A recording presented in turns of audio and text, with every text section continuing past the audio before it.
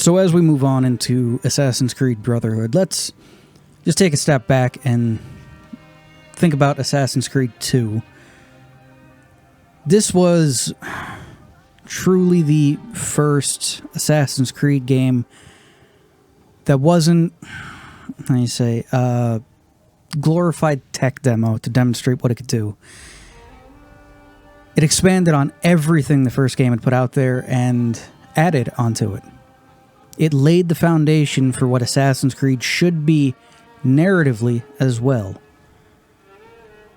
The game, quite frankly, set new standards with how these games should be made from then on out.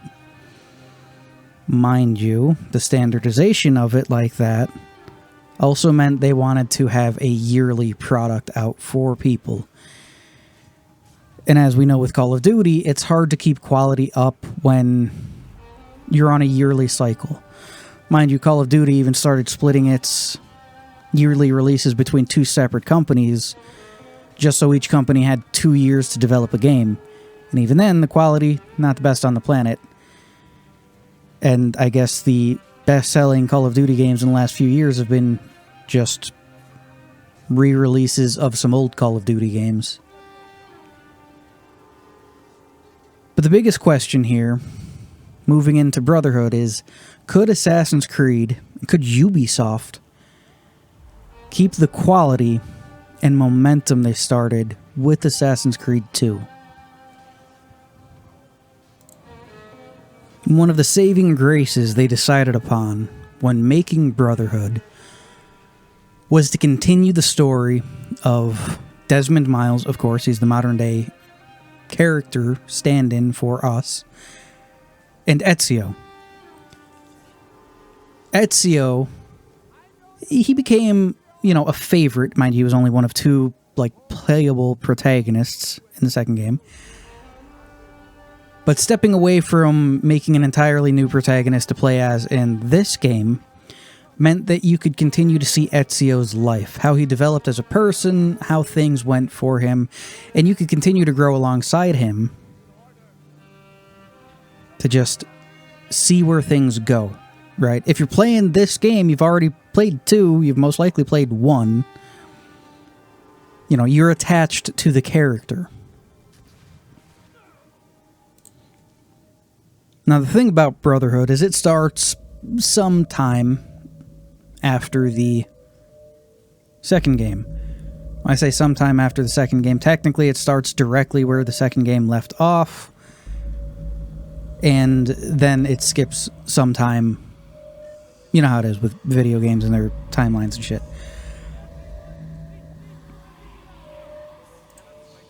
This gives us a slightly older Ezio. Mind you, he aged significantly throughout the second game, but this gives us a slightly older Ezio. He's calmed down quite a bit. And at this point in time, something bad happens and he has to go to Rome. And that's where the game is set. The game is set primarily in Rome. A couple odds and ends places where you can end up here and there. But being stuck in one area like this meant that they could flesh out the setting even more so than they did before. And that worked to great effect in this game. This game felt like 2 turned up to 11. Right?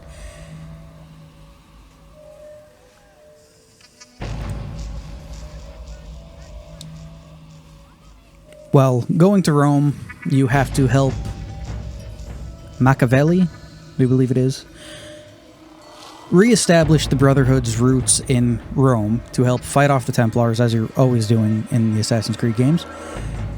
Except for one, but we'll talk about that one later. You establish the Brotherhood there in more than just being there, right?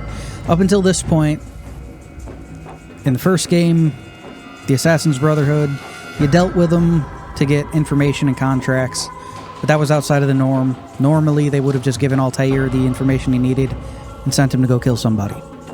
He had to go do all the legwork himself in that game as punishment for what he did, right? The second game, there was pretty much no Assassin's Brotherhood. There were scattered members, but no central organization of it. In this game, you build the central organization of the Assassin's Brotherhood by recruiting people. Just randomly around the city, there will be little random events, random encounters.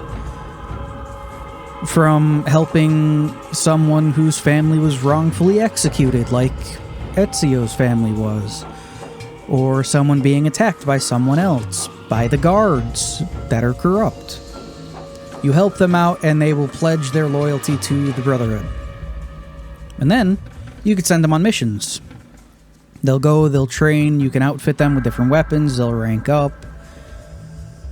And then you can go and do, like, Master Assassins missions with them, where they have to go and do something. Usually kill someone or trail someone or find a killer or something like that. And then they're considered a Master Assassin at that point. But all of this feeds back into the gameplay by giving you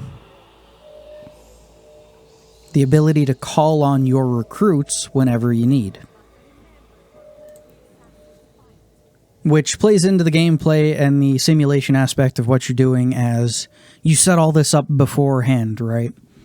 Let's say you're standing in front of some guards that are guarding a gate, and you don't want to run up and kill them because you don't want to draw attention to yourself. You can direct your assassins to either jump out from hiding somewhere and kill the guards, to hassle the guards, to start fighting in combat, to many, many different things. And when all of your assassins haven't been used for a while and they're not on missions, and all of your assassins' crests are fully healed, you can use your super ultimate, whatever the fuck, special move, which is just a rain of crossbow bolts that kills pretty much everyone all around you. The other big thing that you did, well, you could do this a little bit in Assassin's Creed 2 by fixing up the family villa. In Assassin's Creed Brotherhood, you pay to fix places around Rome so that the people like you more. It also gives you passive income in a game, and it's amazing whenever you can get passive income in a game. Mind you, these games weren't really the hardest to get money in anyway. You could just run around and pickpocket people. Get a bunch of money that way. I remember the first time I played Assassin's Creed Brotherhood that I pickpocketed a lot of money off of people simply so I could buy the crossbow as fast as I could. Just because I thought it was neat that it was in the game.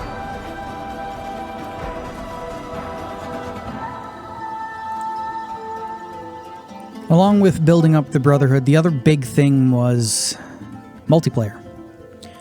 You may ask, how do you have a multiplayer function in an Assassin's Creed game? And it's, well, in Assassin's Creed 2, when you're escaping Abstergo, which happens in the first, 5 minutes of the fucking game, you run by a bunch of Animus machines that are all set up in, an office. And they use these Animus machines so that they can train their own soldiers and troops. How they're still getting their asses kicked, I don't know. Well, I guess technically they're winning, but you know how it is. But they train their troops using these, just as Desmond was trained using an Animus through the bleed effect. And multiplayer is literally just you as an Abstergo, technically Ubisoft, employee undergoing training in an Animus through the bleed effect, which works well for what it is. You got different characters you can pick from. While they don't use hidden blades, they use what the fuck they call Corvex blades or some shit. It's a fucking switchblade hidden blade, which is weird, but it's pretty cool.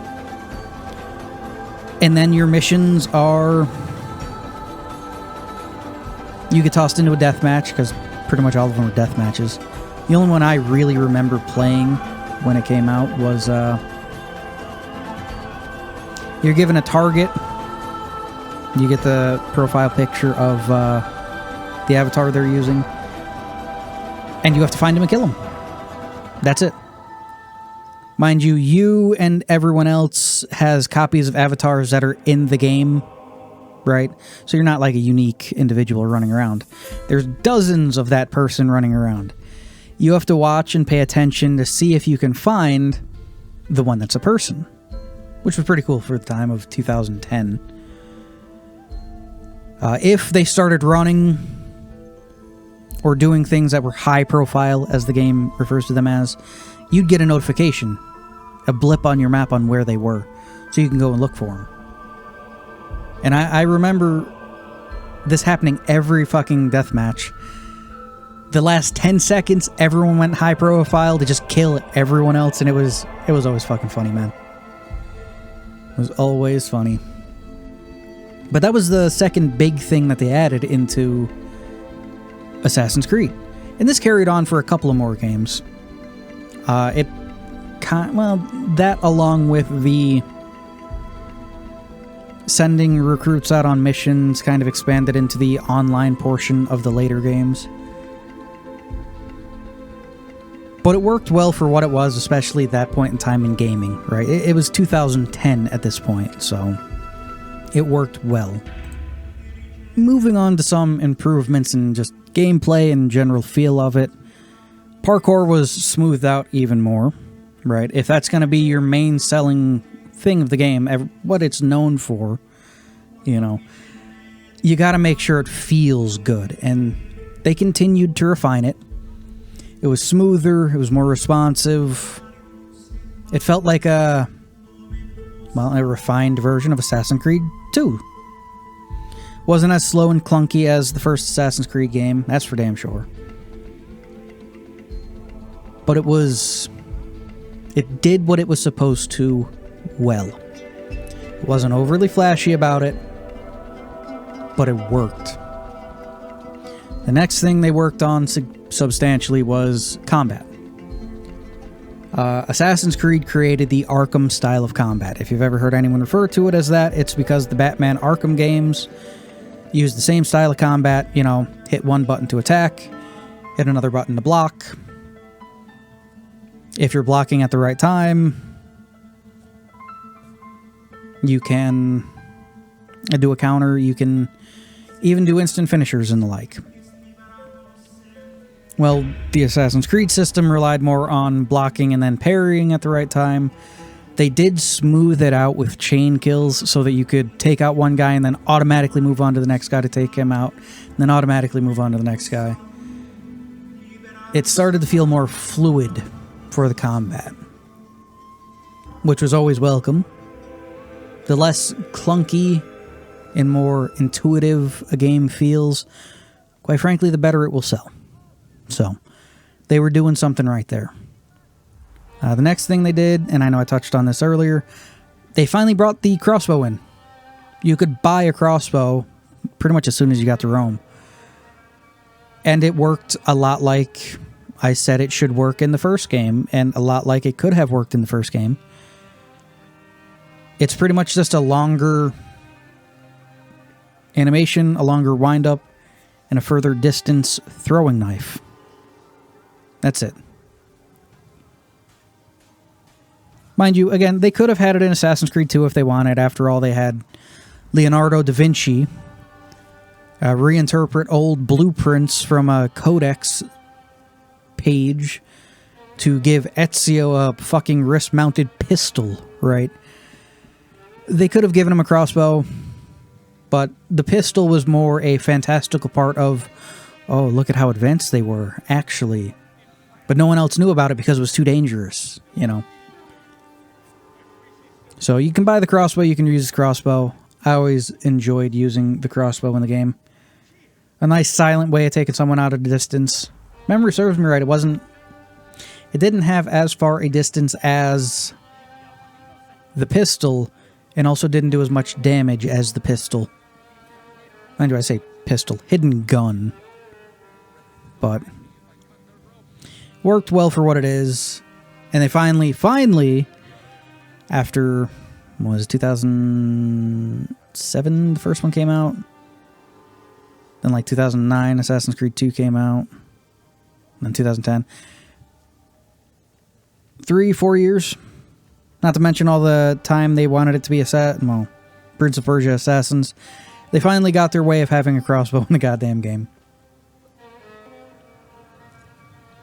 Moving on from the minor updates and stuff they did to combat and parkour, them having a centralized map instead of splitting it out into smaller areas and smaller maps gave them the ability to have you become invested in the area you're in. To know the people that you have to ally yourselves with and help out. To know what their areas are like. To help them, to help rebuild Rome just as a whole is just a neat addition to it. One of the biggest things people remember about this game, and what I remember about this game when I think about it,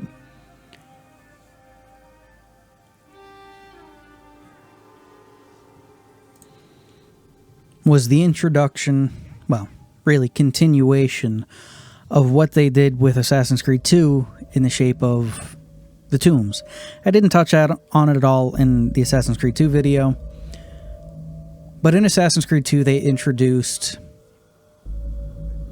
keys that you could collect to unlock a special set of armor. Altair's armor in that game, which was like an unbreakable set of armor you didn't need to repair and was like the best in the game.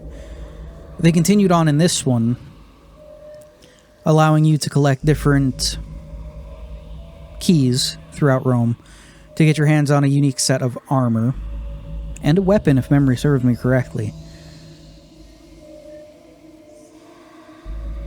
And just this ability to delve into the ancient parts of Rome, to find something that was locked away and hidden, was just, it was interesting. It was cool. It's always stuck with me. On top of that, the armor looks pretty fucking cool. I'm pretty sure it's called like the, let me look here. I was going to say the armor of Romulus, but it's the armor of Brutus. I was reading down through it some here. Named after the man who owned it, Marcus Julius Brutus, one of the hidden ones responsible for killing Julius Caesar, was an heirloom of his family. It was unclear exactly when the armor was forged or by whom, since it had similar properties to the armor of Altair. It's implied the creator gained information from an Apple of Eden, like Altair did. Strange and interesting thing with that. And that introduced like unique armor and unique weapons that you could find by delving a little deeper into the games. It pretty much became a mainstay of the games as well. Pretty sure it continues all the way through Valhalla, really.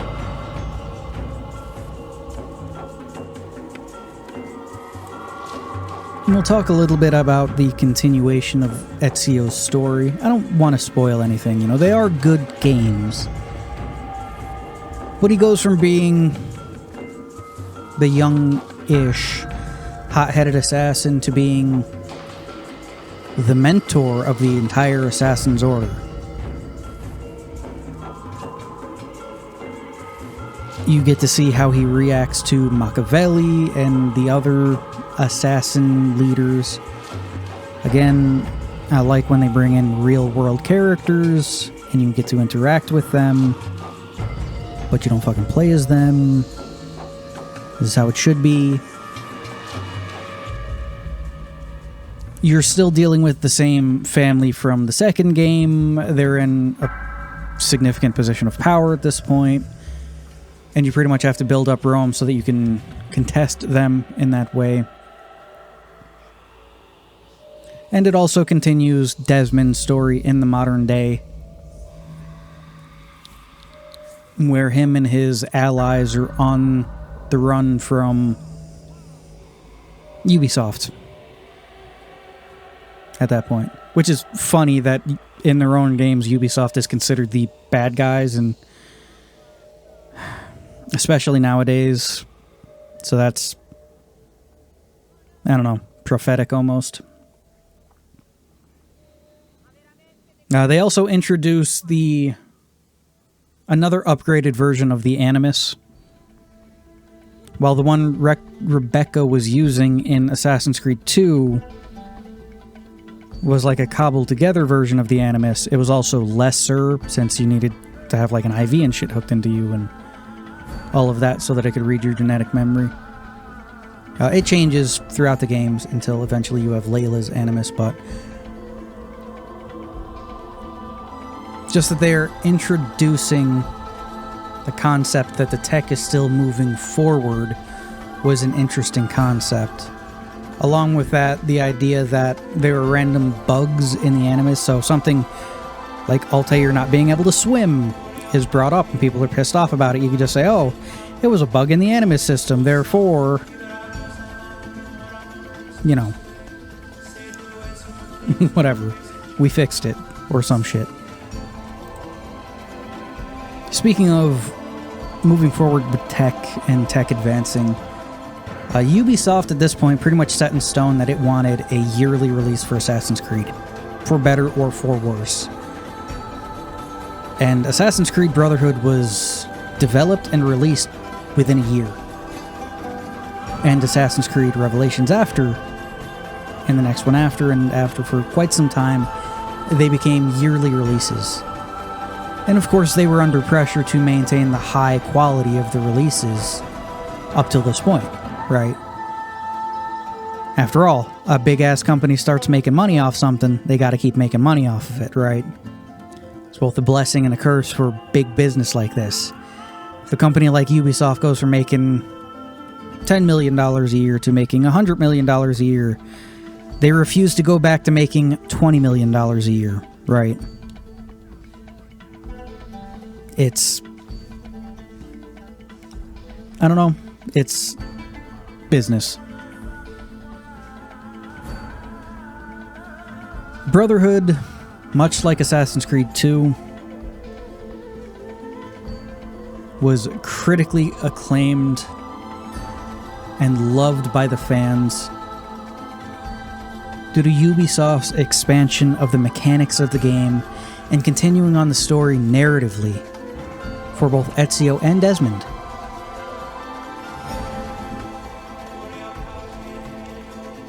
But there was a small but vocal minority of people seeing what was happening, seeing that this game was released in under a year, developed and released within a year, that knew they were going to try for yearly releases. And they knew that it was going to fatigue the company, the writers, the developers, and the players. So that's where the debate of Ubisoft fatigue and, quite frankly, where Ubislop started to become a phrase that was used quite a bit. So in conclusion here, Assassin's Creed Brotherhood balanced innovation and refinement of Assassin's Creed 2's gameplay and storytelling, and people were excited for what was going to come next.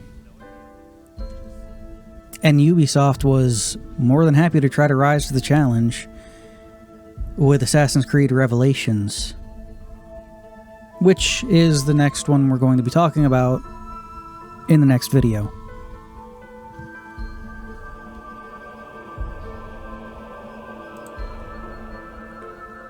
Let me know if you have any fond memories with this game, if anything stood out to you when you played it. I remember vividly in my mind how pissed off I got trying to chase that one follower of Romulus through the tunnels. That was fucking annoying. Anyway, thanks for watching. Like I said, next one's going to be Assassin's Creed Revelations. Hope you enjoyed it.